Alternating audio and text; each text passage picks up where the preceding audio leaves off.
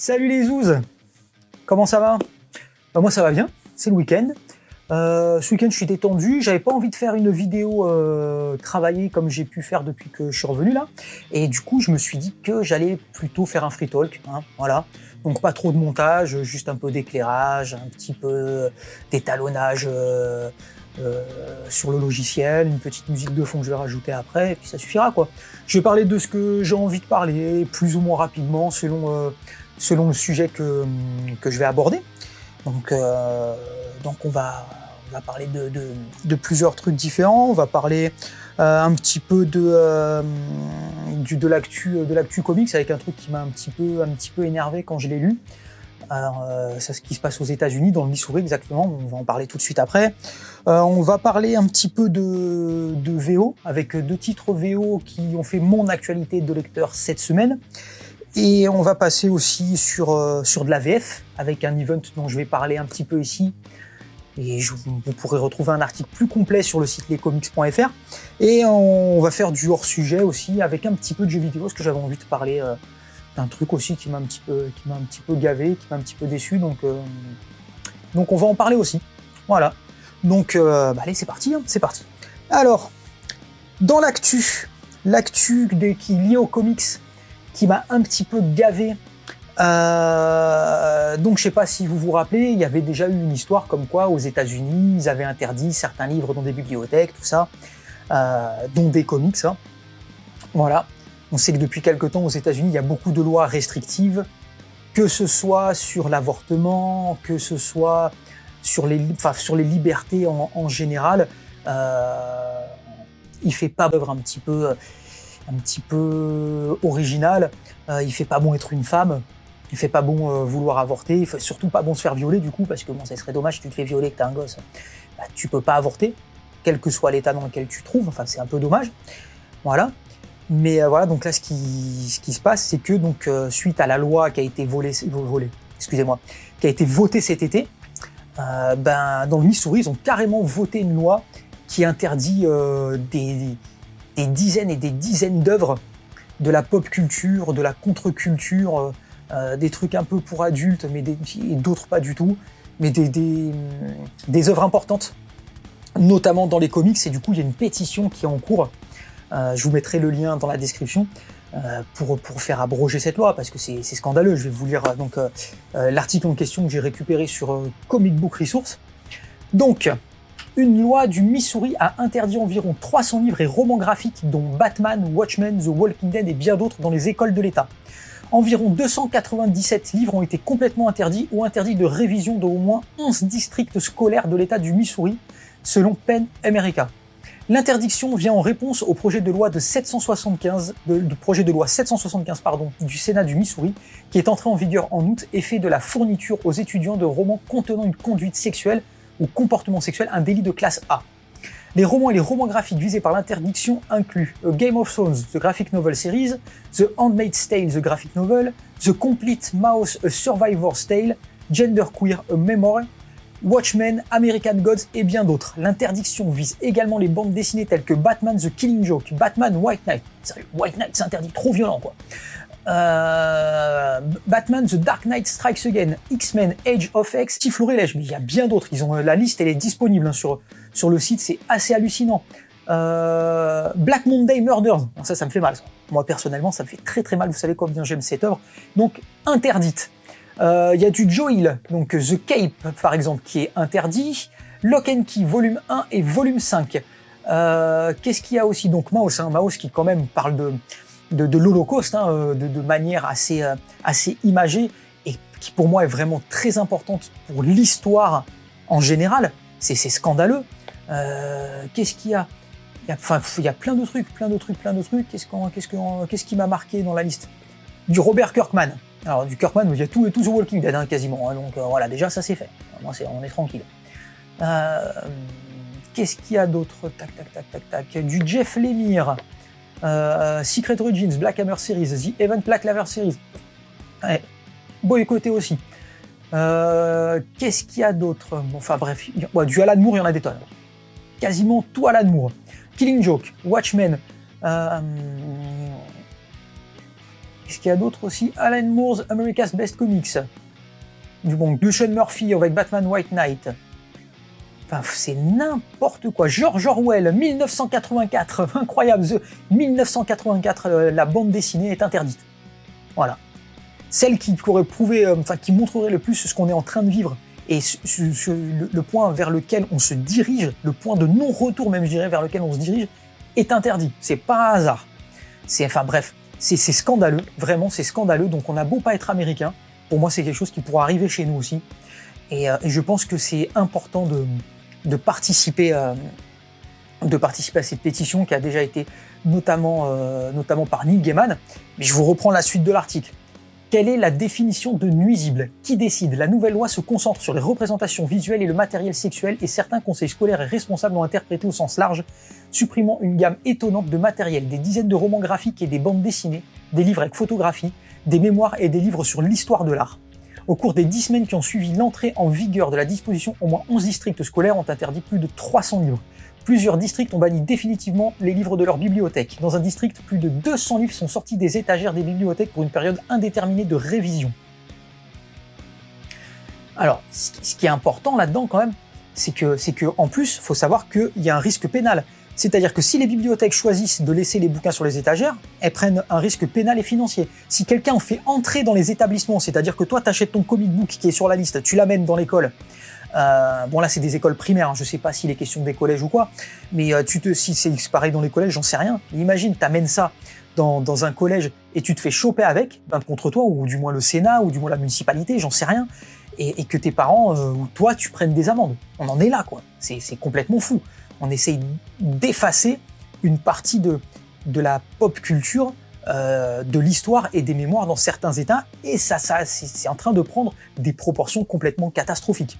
Voilà, donc je sais pas ce que vous en pensez, hein, n'hésitez pas à poser vos questions en commentaire, mais moi en tout cas, personnellement, je suis choqué. Pour moi, c'est le retour du Comics Code sous une autre forme. C'est-à-dire, vous pouvez sortir vos bouquins, il n'y a pas de problème.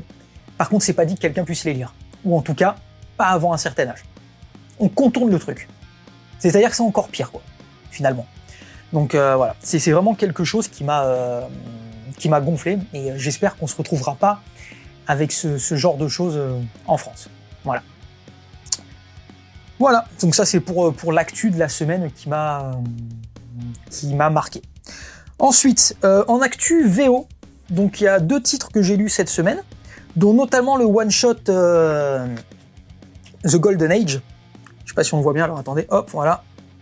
The Golden Age, par Geoff Jones, Lee Rottergay, Ordway, Todd Nauck, Mayer, Boyd, Phil Hardy, Calice Herms. C'est-à-dire que c'est un récit avec les équipes qui se relayent sur une histoire, mais sans coupure. Voilà. Selon les époques, c'est un dessinateur particulier, un auteur particulier qui va prendre en charge le récit. Donc ça permet, c'est un truc sympa, donc on revient sur la JSA des origines, et on fait un petit retcon, on ramène des personnages qu'il n'y avait pas à l'époque, on les fait intervenir, et on réécrit un petit peu l'histoire, mais c'est franchement bien foutu. Il y a notamment le Red Lantern un Red Lantern qui débarque, voilà. Donc le récit se laisse vraiment suivre, en général c'est plutôt joli. Il y a The Stranger qui refait son apparition, donc la JSA on essaie de rattacher les wagons, donc avec Doomsday Clock notamment, avec donc Watchmen, pas la Young Justice, mais bon il y a plein. On fait venir le nouveau Dr Fate, et d'ailleurs le personnage central de cet épisode-là, c'est le Dr Fate, puisque en fait il se retrouve dans toutes les réalités à avoir une vision qui le touche, et il dit tout commence toujours avec la mort de Dr Fate. Donc dans différentes réalités, le Dr Fate il prévient plus ou moins ses camarades de ce qui est sur le point de se produire. Il y a le Stranger qui intervient aussi à toutes les époques, notamment pour s'attaquer directement au Dr Fate. Et du coup, on retrouve Power Girl, Dr Midnight et compagnie. On retrouve, comment il s'appelle. On retrouve donc Khalid, le jeune Dr Fate, le singe détective dont le nom c'est Chimp, Mr Chimp, voilà, c'est ça. Vous voyez, hop. Donc ça, c'est plutôt cool. C'est vraiment un bon numéro, et donc c'est le numéro qui va servir de départ pour les séries dérivées qui devraient arriver donc sur le nouvel event qui devrait durer 1 an chez DC et qui va s'appeler Dawn of DC. Donc en série, il y aura donc Superboy, l'homme de demain, Doom Patrol, le Lanterne Verte, excusez-moi, c'est la traduction, Green Lantern Hal Jordan, Green Lantern John Stewart, Batman the Brave and the Bold, Green Arrow, Shazam le Pingouin. Enfin, ça devrait pas, non pas, ce sera pas lié à ça, pas à l'event, mais ce sera lié à toutes les nouvelles séries, dont notamment, comment elle s'appelle, je l'ai oublié elle aussi, mais quand je fais des trucs comme ça, vous voyez que je les écris pas, j'oublie plein de noms. Et ouais, voilà, ça va avoir des personnages comme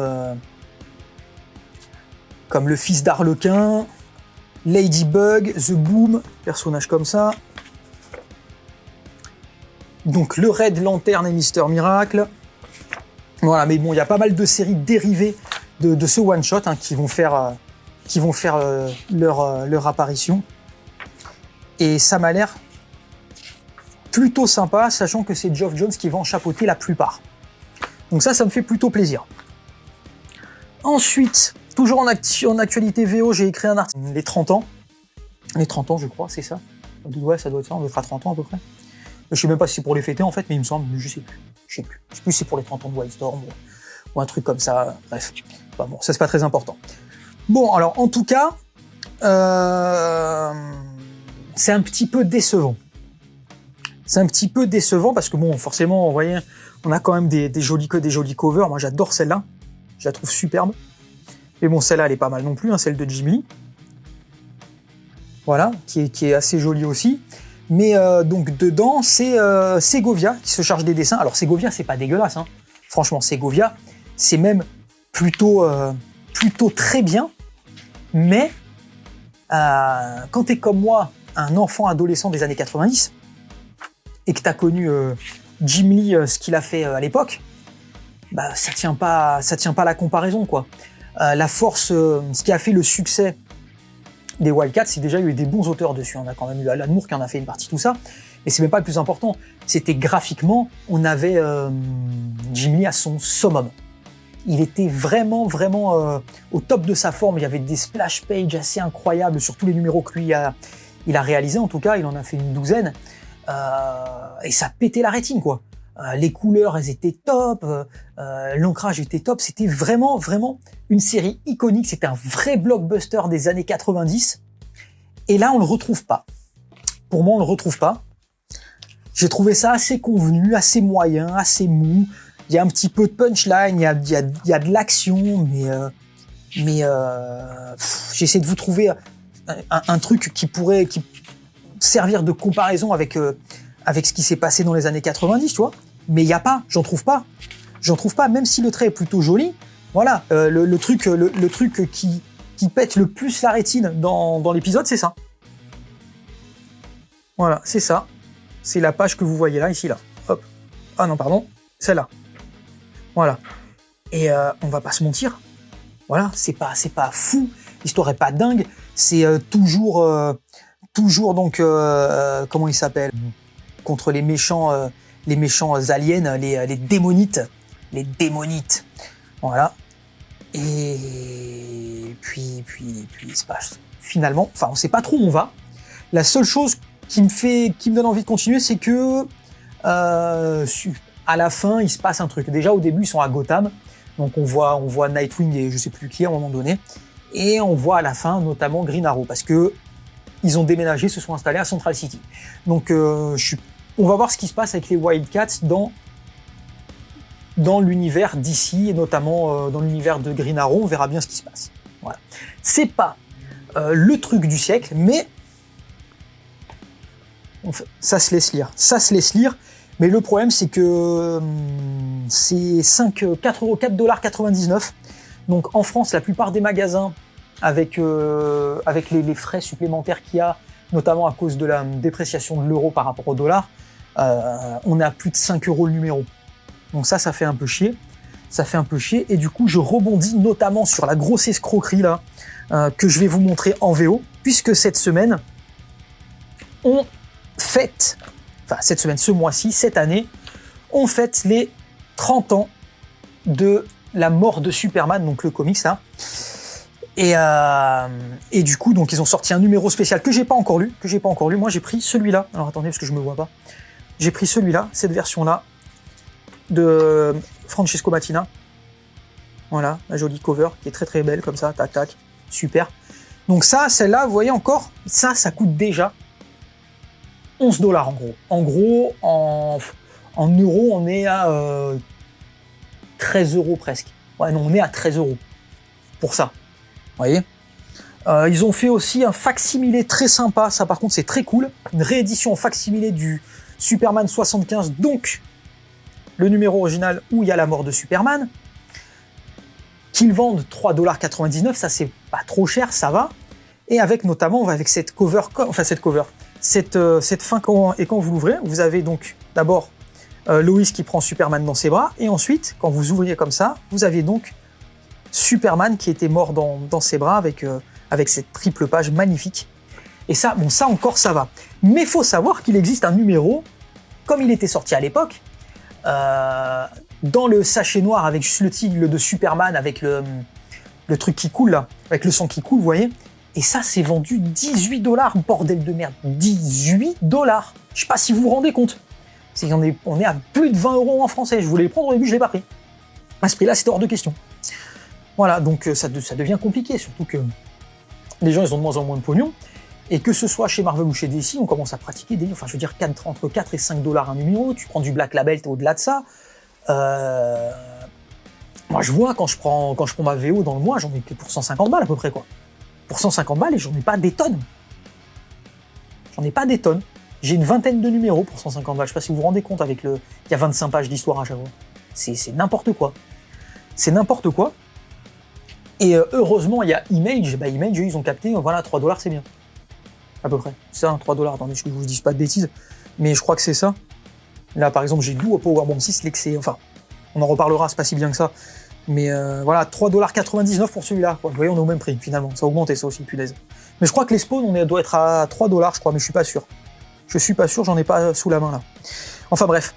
Alors, attendez, une seconde. Clac, clac. Et voilà. Donc ça revient assez cher, mais bon, c'est plutôt en tout cas celui-là, là. Hop là, merde. Excusez-moi, clac. Donc ça c'est sympa déjà. Ça me fait plaisir de l'avoir. Voilà. Maintenant, on passe à la VF. Donc je vous ai dit que j'en ferai un article plus complet chez lescomics.fr, sur le site descomics.fr. On va parler de l'édition française de Devil's Reign. Donc chez Panini, déjà, vous savez, pour ceux qui le suivent, c'est Event. Donc c'est paru en 3 volumes, des volumes souples, avec des superbes couvertures de Marco Checchetto pour la plupart, je crois. Donc voilà. Le problème, c'est que les gars comme moi qui ont acheté les Daredevil en 100%, donc en cartonné, tu te dis, pour le mettre à la suite, parce que Devil's Reign, c'est à la suite du run de Zdarsky, j'ai pris les collectors de Devil's Reign, et ils ont fait un choix assez particulier, c'est de faire des covers wraparound, donc qui font tout le tour du bouquin, réalisés par Mark Bagley. Alors j'ai rien contre Mark Bagley, hein, c'est un bon dessinateur tout ça, mais c'est pas un cover artiste déjà pour commencer. Il y a personne qui se jette sur des covers de Mark Bagley, mais donc parce que ça fait des trucs comme ça. Ouais, franchement, moi je trouve ça vraiment pas beau du tout. Je dirais même que c'est assez vilain, hein. Voilà. Vous savez que j'aime pas dire du malin des trucs, mais là c'est bon quoi à un moment donné. Hein. Voilà, c'est vraiment pas ouf. En plus, vous avez les tranches là, mais regardez-moi ça. Voilà, les tranches qui se suivent même pas. Dans la bibliothèque, ça fait dégueulasse. Oui, je suis un parano du rangement de la bibliothèque, mais quand si tu veux faire un truc qui ressemble à une frise, t'essayes je sais pas, que ça tienne la route, quoi. Et là, c'est pas le cas. Donc ça, déjà, c'est pour l'aspect purement esthétique. Je sais qu'ils regrettent, je sais qu'ils ont fait la connerie. Normalement, ils devraient plus le refaire. Voilà. Mais le truc qui est important là-dedans, c'est avant tout. Alors attendez, parce que je recule un petit peu parce que je me suis avancé sans faire exprès. Juste une seconde. Hop là. Donc, où est-ce que j'en étais? Donc le problème, c'est aussi la partie éditoriale. Donc Devil's Reign, c'est un event qui suit, pour vous raconter un peu l'histoire, c'est en gros Wilson Fisk, maire de New York, il a un peu pété les plombs, et parce qu'il est comme ça, parce que c'est Wilson Fisk, je ne veux pas vous spoiler en fait, mais en tout cas, il a décidé de nous refaire un Civil War à New York, les super-héros sont interdits. Voilà, point final. Donc, on refait sortir les Thunderbolts, qui est l'originalité, pour arrêter tous les super-héros qui du coup se cachent. Il y a Captain America, il y a les Fantastic Four, il y a les Spider-Man, il y a donc Moon Knight, il y a Daredevil et compagnie, donc Elektra, tout ça, qui se liguent pour... C'est vraiment pas dingue, mais ça se laisse lire, du moins sur la partie Keketo. Après, il y a plein de tie-in et de mini-séries qui sont liées, avec plus ou moins de réussite, notamment donc Elektra, c'est pas trop mal. La série Elektra, elle est pas mal. Le tie-in de Moon Knight, il est sympa, mais c'est pas fou. C'est assez violent, c'est assez sombre, mais bon, ça reste pas mal. Il y a un Superior Octopus, je crois. Ça dure une plombe, c'est nul, c'est nul. Les épisodes des X-Men qui sont liés sont nazes, il se passe rien. Il y a des épisodes aussi, il y a les Fantastic Four qui sont liés, mais c'est aussi complètement nul. Enfin bref, je comprends pas pourquoi. En plus, ça fait pas avancer l'histoire, ça sert à rien. Donc je comprends pas pourquoi ils les ont intégrés. Vraiment, je comprends pas du tout. Et en plus, il y a un autre truc qui est complètement dingue là-dedans, c'est que ils ont foutu des épisodes, et les épisodes, ils sont même pas dans l'ordre de la narration. C'est-à-dire que dans un tome, vous êtes en train de lire une histoire, un personnage dit un truc qui s'est passé avant, donc c'est une conséquence de quelque chose qui est en train de se dérouler, et donc on a une petite note dire voir l'épisode 4 de ce volume. Donc pour expliquer ce qui s'est passé avant, tu vas devoir lire une histoire qu'il y a après. En fait, tout est mélangé. Chronologiquement, ça n'a aucun sens. Aucun sens. C'est débile. C'est n'importe quoi. Vraiment. C'est vraiment, vraiment n'importe quoi. Et en plus de ça, on te met aussi des trucs où il y a des liens avec des séries qui ne sont même pas publiées en VO. Je te donne un exemple. Il y a un truc avec la main qui est lié au Punisher. Le problème, c'est que comme la nouvelle série, l'excellente série donc du Punisher par Jason Aaron, qui est sortie en VO, n'est pas publiée en VF. Donc du coup, tu comprends pas. Surtout qu'en plus, il y a même pas la suite. Donc j'imagine que ça va venir plus tard, ça sera peut-être publié plus tard ou pas. Mais là, pour le coup, volume. Un seul volume. Les autres séries sont vraiment pas obligatoires. À la rigueur, tu le sortais plus tard dans un absolute, si t'avais dans un absolute ou un omnibus, où tu mettais la totalité des épisodes, et puis voilà quoi. Mais là, en l'état, ça n'a pas d'intérêt. Mais je détaillerai tout ça dans mon article pour lescomics.fr. Voilà. On va terminer assez rapidement donc sur le hors-sujet de ce mois-ci, puisque comme vous le savez tous, si vous êtes fan, enfin en tout cas les fans de jeux vidéo, il est sorti God of War, Ragnarok. C'est... De mon point de vue, j'en suis à une bonne trentaine d'heures de jeu passé, même plus que ça. Je suis assez déçu. Pour moi, c'est God of War 1.25. Je m'explique. Il y a plusieurs trucs qui vont pas, mais je vous explique pourquoi. Déjà, c'est trop proche du premier. La maniabilité, c'est la même. Le principe de progression du personnage, c'est le même. La réalisation, c'est pareil. C'est-à-dire que narrativement, ça se passe de la même façon. Sauf que ça parle encore plus que dans le premier opus. Il n'y a pas de nouveauté au niveau des monstres qu'on affronte et tout, il n'y a rien de fou. Pour l'instant, j'ai pas eu de moment où je me suis dit waouh! Je sais pas si pour ceux qui l'ont fait, je sais pas si vous vous rappelez du passage avec le serpent géant là dans le premier. C'était putain, j'avais fait, donc moi je suis sur un grand écran quand même, j'étais scotché à mon siège quoi. Bah là, j'en suis à plus de 30 heures de jeu, je l'ai pas eu ça. Je l'ai pas eu. J'ai l'impression d'avoir passé déjà 20 heures à faire un tuto. 20 heures à faire un tuto avec des personnages qui me suivent, et quand je rentre dans une pièce où il y a des énigmes, et ça râle d'ailleurs sur Twitter partout à ce sujet-là, bah en fait le personnage qui vous accompagne, il est constamment en train de vous dire quoi faire. C'est-à-dire que ça fait 2 secondes que vous êtes là, et il te dit « Ah, tu devrais monter là-haut, tu y verrais mieux. Ah, peut-être qu'il y a un truc à faire avec ce geyser, ou avec ce truc là-bas, ou avec cette pierre, ou machin, et truc. » T'as l'impression, enfin, t'es pris par la main tout le temps, comme si t'étais un teubé, quoi, tu vois. Surtout que les énigmes, elles sont nulles, en plus, Elles sont nulles. Elles sont basées, la plupart du temps, sur du lancer de hache ou du tir à l'arc, et puis enchaîner les actions qui vont provoquer une réaction en chaîne. Et c'est tout le temps pareil, quoi. Donc voilà, franchement, alors, c'est très joli, c'est fluide, sur PS5, sur un écran 4K, c'est magnifique, ça te pète la rétine, y a pas de problème. Mais, foncièrement, il se passe rien, quoi. Voilà, c'est un jeu qui a le syndrome Last of Us. C'est plus un jeu où t'es pris par la main où ils essayent de faire un truc narrativement fort. Et dans l'absolu, c'est pas trop mal écrit, même si c'est plutôt cousu de fil blanc. Mais voilà, c'est pas un truc de dingue. Vraiment. Voilà.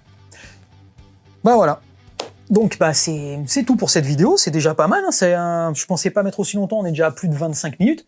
Donc j'espère que ce free talk vous a plu. Hein, si c'est le cas, bah, n'hésitez pas à liker, n'hésitez pas à partager sur vos réseaux. Comme d'habitude, je te la fais pas, voilà.